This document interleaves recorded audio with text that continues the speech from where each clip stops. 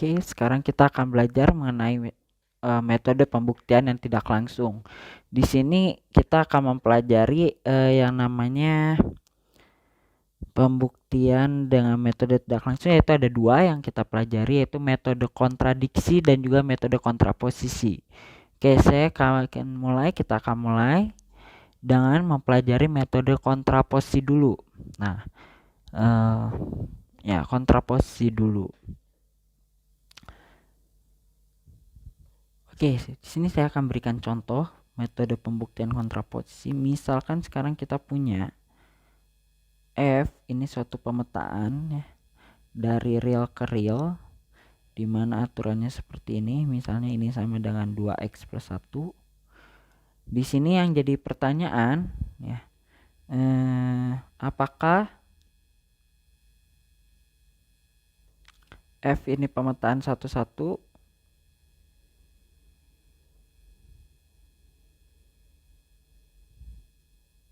Oke, kita mungkin pernah belajar ya waktu itu bahwa yang dikatakan F ini disebut pemetaan satu-satu, dikatakan pemetaan satu-satu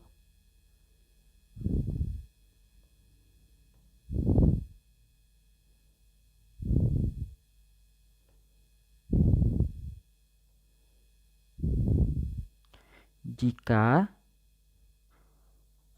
untuk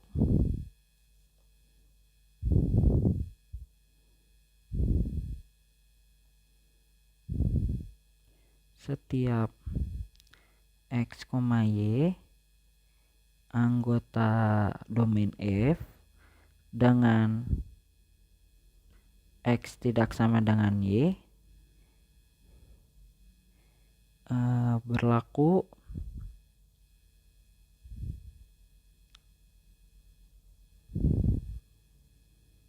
fx tidak sama dengan fy. Atau di sini sebenarnya kita mau bilang kalau kita punya dua anggota domain yang berbeda, maka petanya pun harus berbeda, gitu ya.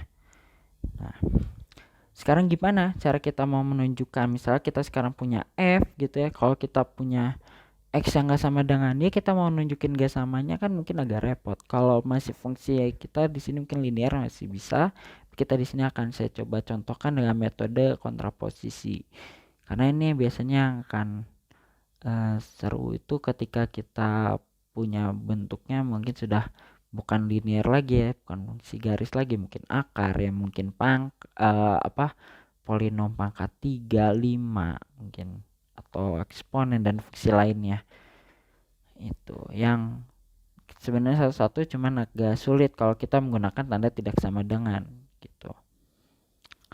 Nah, sekarang kita akan lihat bahwa kalau ya, atau mungkin juga nanti ya membuktikan sesuatu itu kalau kita nggak menggunakan teknik kontraposisi itu agak sulit. Biasanya ketika nanti kita sudah berhadapan dengan vektor mungkin ya, atau ya yang kita petakan bukan lagi bilangan real. Nah, sekarang kita akan lihat membuktikan F ini menjadi pemetaan sesuatu. Ya, ini nanti jawabannya kalau ditanya itu jawaban kita apakah F pemetaan sesuatu, jawaban kita adalah ya. Nah, kalau ditanya lagi kenapa, kita bisa jawab ya, alasannya kita akan buktikan sekarang. Oke, nah sekarang kita ambil. Oke, nah sebelum kita lakukan ini kita buat dulu bentuk kontraposisinya. Kontraposisi itu adalah bentuk pernyataan yang setara ya dengan pernyataan ini. Jadi kita bilang F dikatakan pemetaan satu-satu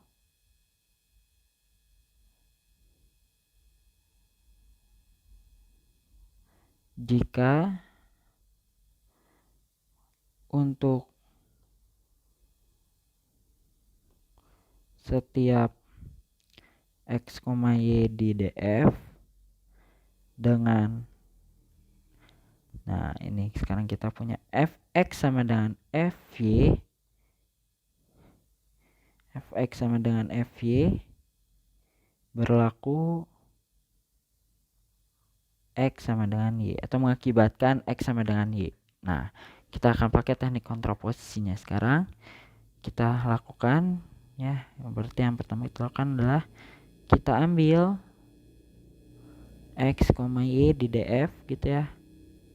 DF dalam hal ini adalah bilangan real. Nah, gimana? Nah, dengan kita nggak sembarang ngambil ya, memang kita ambil sembarang artinya kita pilih tapi ada syaratnya dulu. Jadi dari kita pisahin dulu nih dari yang udah memenuhi syarat, kemudian kita ambil secara acak, yaitu fx sama dengan fy gitu. Nah, di sini nanti kita akan punya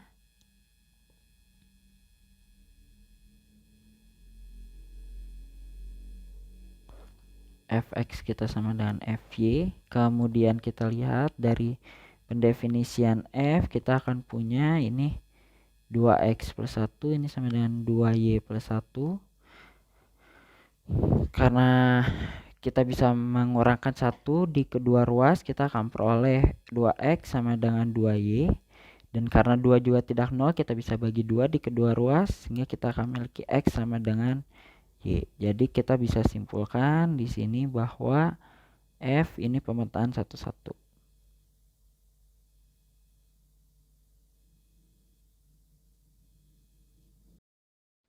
Oke, selanjutnya kita akan melihat satu metode pembuktian tidak langsung lagi, yaitu metode kontradiksi.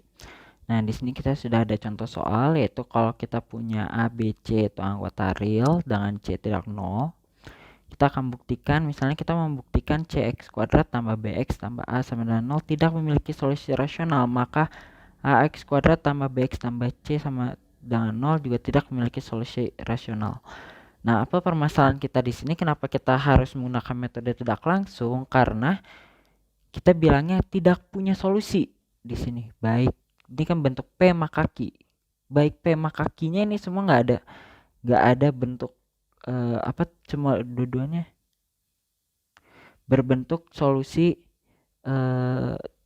bilangnya tidak memiliki solusi gitu ya, tidak memiliki solusi rasional, sehingga kita susah untuk memisalkan, untuk bekerja gitu ya. Maka kita gunakan metode yang tidak langsung, yaitu dalam metode kontradiksi di sini yang akan kita coba gunakan.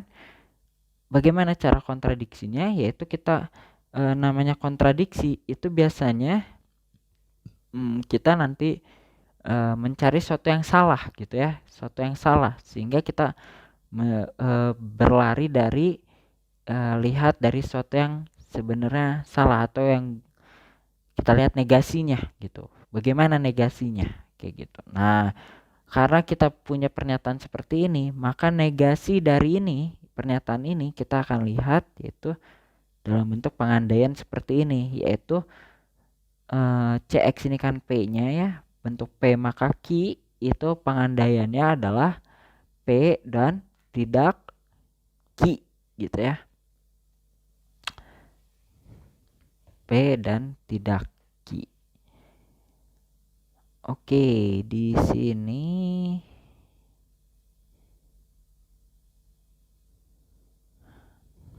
oke, sekarang kita akan lihat. Nah, di sini kita akan lihat bahwa pasti A kita ini pasti nggak 0 gitu ya.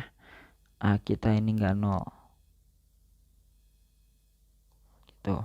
Nah, ini alasannya nanti kalau kita punya A nya 0, pasti kita punya CX kuadrat tambah BX tambah A dan A nya 0, otomatis kita punya solusi rasional gitu. Otomatis yang hijau itu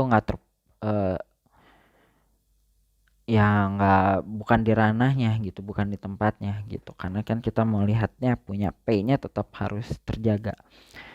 Oke, selanjutnya misalkan P maka nah sekarang kita misalkan kita punya R nih ya. Selanjutnya di sini kita misalkan kita punya R, di mana R-nya itu rasional dan dia merupakan solusi dari AX kuadrat tambah BX tambah C sama dengan 0 gitu.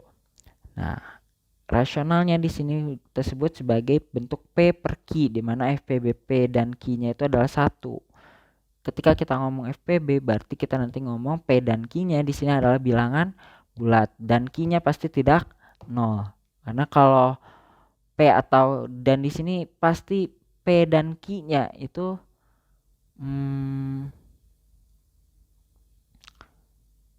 yang tanggapnya nggak 0 gitu ya. Nah, nanti kenapa kita bisa melakukan permintaan seperti ini? Ya, FPB-nya ini ya sama dengan 1 gitu ya. Bisa nanti. Otomatis ya bisa 0 juga sih ya. Bisa yang jelas Q-nya nggak 0 gitu. Yang jelas Q-nya nggak 0. Dari sini kita tahu pasti Q-nya nggak 0. Karena dia bentuk rasional gitu. Oke, nah sekarang kita tinjau kasus kedua yaitu kasus ketika A-nya sama dengan tidak sama dengan 0. Nah, ini yang akan jadi kasus real kita. Nah, di sini yang akan kita lihat adalah bentuk yaitu kita sekarang tinjau CX kuadrat tambah BX. Oke, kita lihat ini dulu ya. AX kuadrat tambah BX tambah C.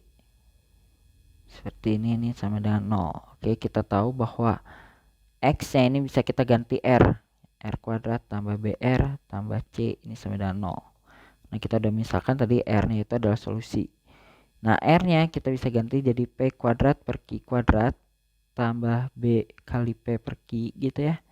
Tambah C ini sama dengan 0. Kita akan punya dengan mengalihkan Q di semua ruas, kita punya AP kuadrat tambah BPQ tambah CQ kuadrat sama dengan 0. Nah, sekarang kita lihat di sini kita punya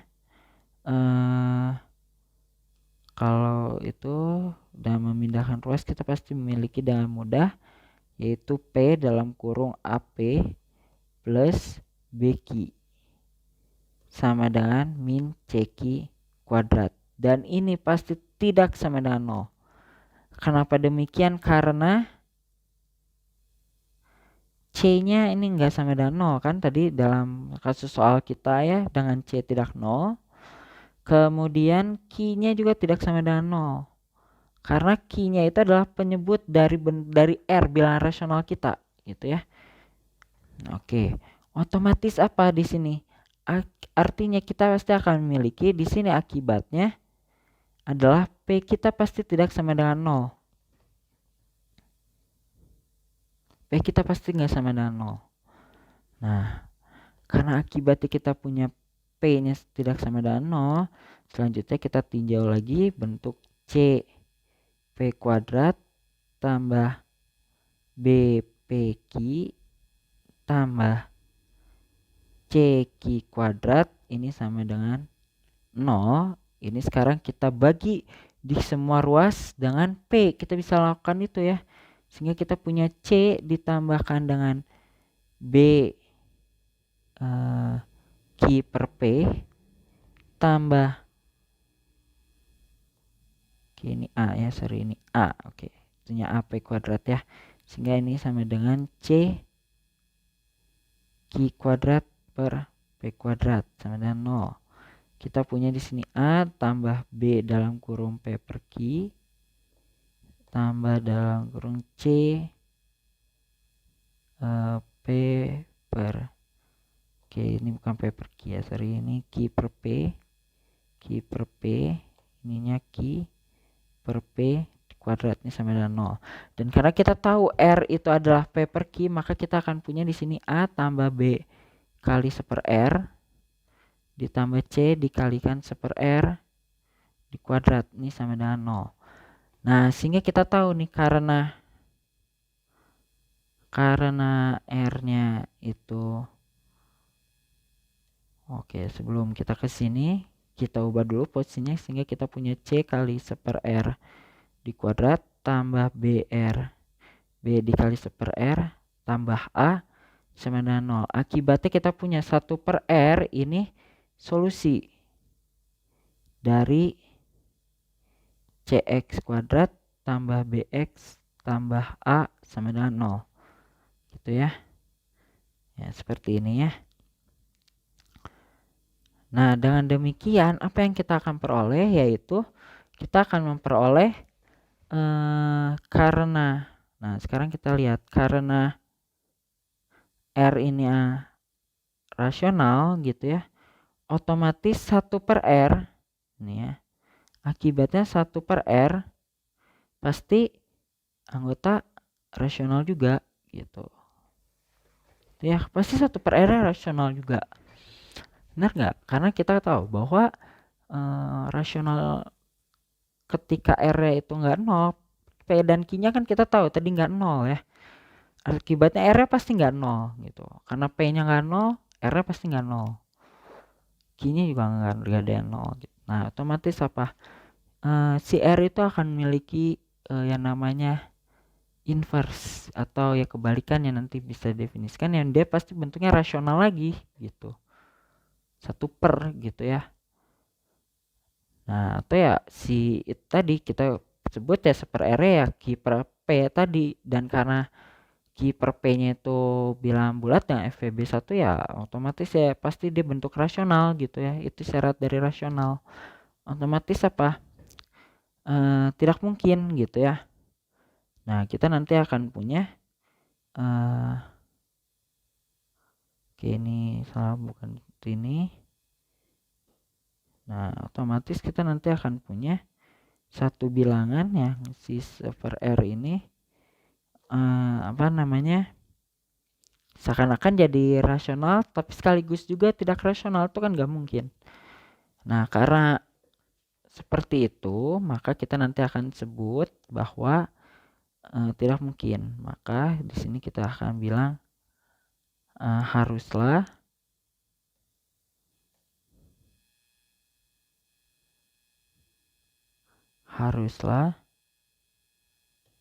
ax kuadrat tambah bx tambah c sama dengan 0 ini tidak memiliki solusi.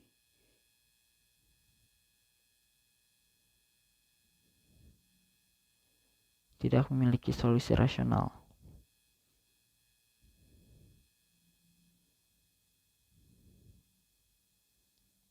Nah, apa akibatnya? Dengan demikian, kita akan menyimpulkan bahwa jika cx kuadrat tambah bx tambah c sama dengan 0 tidak memiliki solusi rasional gitu ya,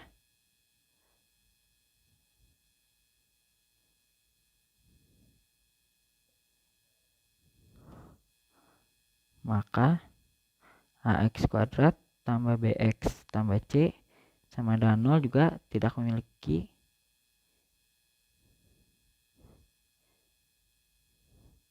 solusi rasional. Oke, seperti ini ya metode pembuktian dengan kontradiksi. Jadi kita biasanya nanti dapatkan suatu hal yang aneh atau jadi bolak-balik gitu, kok gak sinkron, atau ya nanti kita seakan-akan dapat pengandaian kita itu salah gitu, atau yang nggak tepat gitu pengandaiannya. Nah karena pengandaian kita nggak tepat, otomatis nanti ya kita harus lihat yang lain gitu ya, pasti kan pengandaiannya salah aja gitu, kalau salah ya berarti negasinya yang benar gitu ya. Sekian video kali ini, terima kasih.